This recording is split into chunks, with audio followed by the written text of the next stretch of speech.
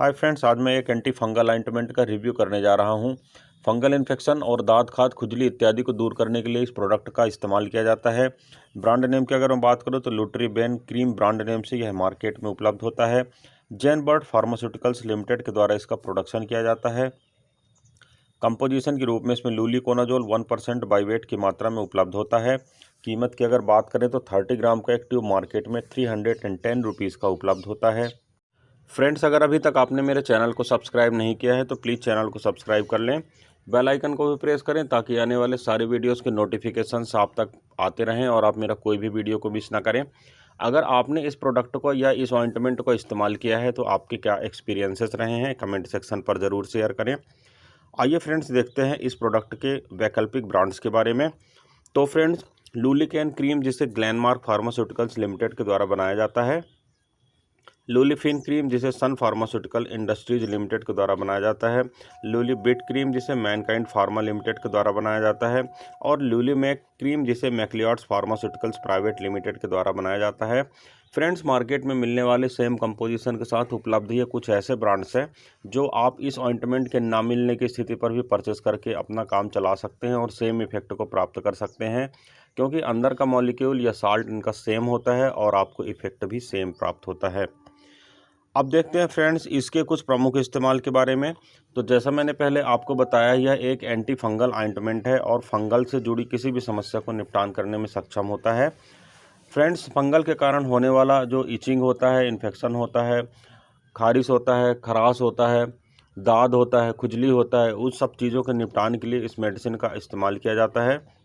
नाखूनों में होने वाले फंगल इन्फेक्शन के लिए भी लोकल एप्लीकेशन के रूप में इस मेडिसिन का इस्तेमाल किया जाता है। साथ ही रिंग वर्म के लिए या किसी भी प्रकार के और अदर फंगल इन्फेक्शन जहां पर प्रीडोमिनेंट हो रहा है वहां पर इस मेडिसिन का इस्तेमाल किया जाता है। अब देखते हैं इस प्रोडक्ट के कुछ कॉमन साइड इफ़ेक्ट के बारे में। तो फ्रेंड्स, एप्लीकेशन साइड रिएक्शन इसका जो मेन कॉमन साइड इफ़ेक्ट होता है वह होता है, इसमें शामिल होता है स्किन का बर्निंग होना, इरिटेशन होना, इचिंग होना और रेडनेस होना। जहां पर हमने क्रीम या ऑइंटमेंट को इस्तेमाल किया है वहां पर स्किन जलती हुई महसूस हो सकती है, इरिटेट हो सकती है स्किन, वहां पर खुजली हो सकती है, लाल लाल जैसे चकत्ता पड़ सकता है। तो ये सारे जो कॉम्प्लिकेशंस होते हैं वह साइड इफ़ेक्ट के रूप में देखे जाते हैं। इसके साथ ही स्किन का ड्राई हो जाना, स्किन का उखड़ना या उसके फ्लैक्स जैसे निकलना और स्किन पर ब्लिस्टर्स का बनना, इसके कुछ कॉमन साइड इफ़ेक्ट के रूप में देखे गए हैं। अब देखते हैं फ्रेंड्स यह मेडिसिन को इस्तेमाल कैसे करना चाहिए।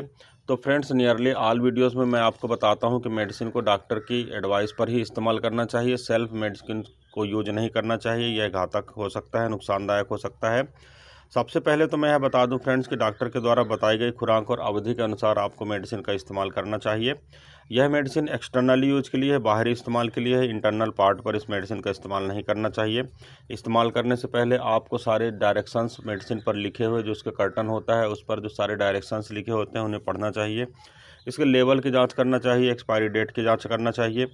एप्लीकेशन आप जब कर रहे हो तो जिस स्थान पर भी कर रहे हो तो आपको उस प्रभावित हिस्से को साफ़ करना चाहिए प्रॉपरली, उसके बाद ड्राई करना चाहिए, इसके बाद ही मेडिसिन को इस्तेमाल करना चाहिए। अपने हाथों को मेडिसिन को इस्तेमाल करने के पश्चात धो लेना चाहिए, लेकिन अगर आपके हाथ में इन्फेक्शन हो तो फिर उसे रहने देना चाहिए। एक बात और बता देना चाहता हूँ कि फंगल इन्फेक्शन पर, यदि जैसे रिंग वर्म या किसी और इन्फेक्शन पर आप इस मेडिसिन को इस्तेमाल कर रहे हैं तो यह एडवाइजेबल है कि आप गोल सर्कल बनाएं और जिस एरिया तक रिंग वर्म है उससे लगभग 1 सेंटीमीटर या 2 सेंटीमीटर बाहर की एरिया तक में मेडिसिन को अप्लाई करें, ताकि अगर किसी प्रकार का फंगल इन्फेक्शन स्प्रेड हो चुका हो तो वह भी क्लीन आउट हो सके। अब देखते हैं फ्रेंड्स कि यह मेडिसिन काम कैसे करती है। तो फ्रेंड्स, यह एक एंटी फंगल मेडिसिन है, यह तो मैंने पहले आपको बता ही चुका हूँ। यह त्वचा के संक्रमण का इलाज करता है अगर फंगल इन्फेक्शन के कारण वह प्रभावित हो गया है तो।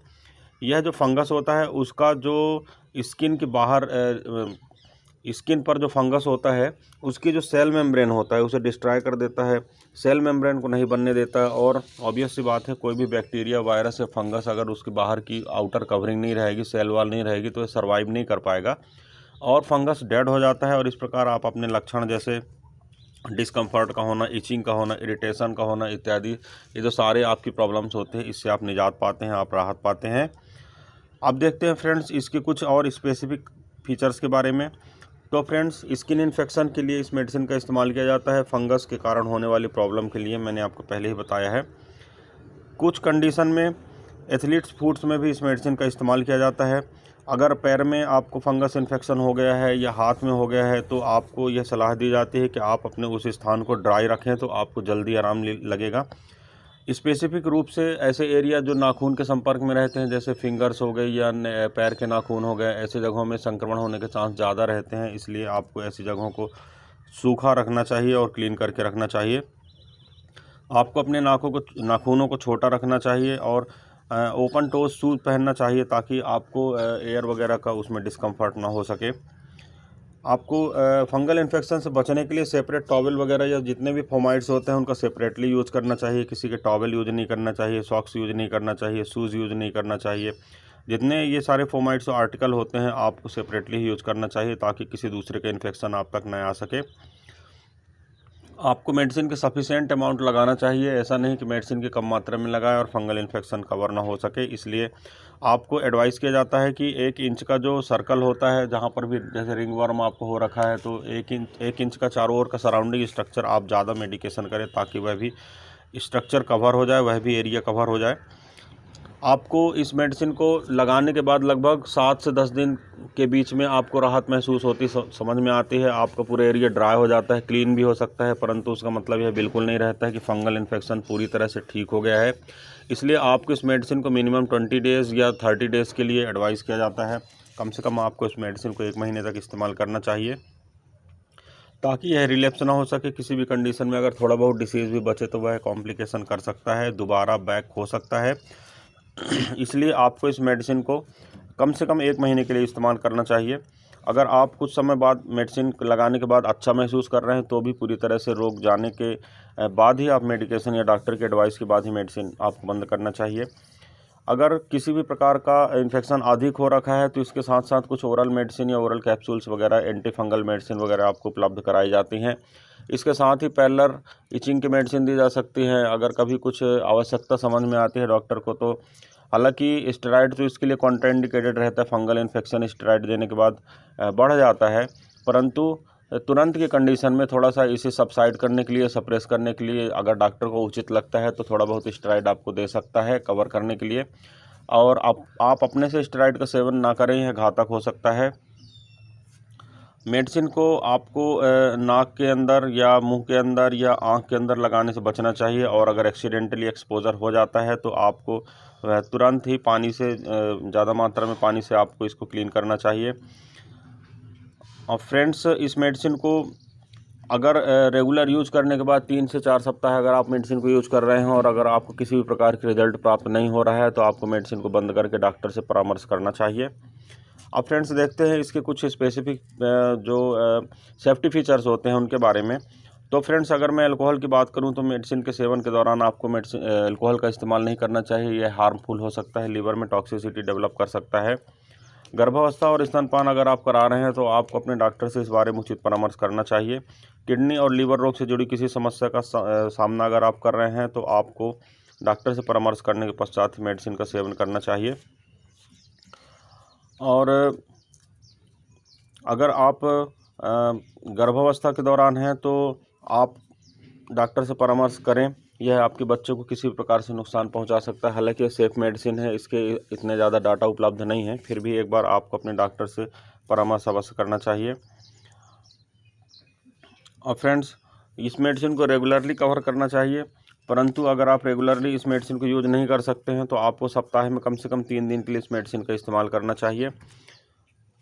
पैर के उंगलियों के बीच एथलीट फुट के इलाज करने के लिए कम से कम 4 सप्ताह के ड्यूरेशन लगता है। कुछ रोगियों में जैसे कि जॉ किच वगैरह या दाद वगैरह के निपटान के लिए इस मेडिसिन को लगभग 6 सप्ताह तक का भी समय लग सकता है। किसी विशेष हार्ड परिस्थिति में इस मेडिसिन को यूज़ करने में लगभग 2 महीने का भी समय, यानी लगभग 60 दिन का भी समय लग सकता है। यह आप डॉक्टर से सजेस्ट करें, इसके बाद ही मेडिसिन का इस्तेमाल करें। कंटेनर को जिस कंटेनर में मेडिसिन आई है उसमें आपको इसको बंद करके रखना चाहिए। बच्चों के पहुंच से दूर रखना चाहिए। ठंडे तापमान वाली जगह में यानी कमरे के अंदर रखना चाहिए। डायरेक्ट सनलाइट के संपर्क में मेडिसिन को नहीं रखना चाहिए।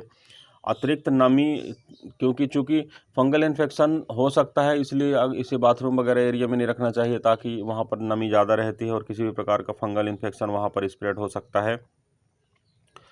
तो फ्रेंड्स, ये था एक छोटा सा रिव्यू मेडिसिन के ऊपर। ये सारी जानकारी जो मैंने आपको दिया है, यह केवल आपकी ये जो सारा विवरण मैंने आपको दिया है केवल आपकी जानकारी के लिए है। किसी भी स्थिति में मेरे वीडियो के आधार पर आप मेडिसिन का उपयोग ना करें, यह हार्मफुल हो सकता है। आप अपने डॉक्टर से मिलें, उचित परामर्श करें, इसके पश्चात ही मेडिसिन का यूज करें। फ्रेंड्स, इस वीडियो में बस इतना ही। किसी अन्य अच्छे हेल्थ रिलेटेड टॉपिक के साथ आपसे फिर मुलाकात करता हूँ। तब तक के लिए गुड बाय। आपका दिन शुभ हो। जय हिंद।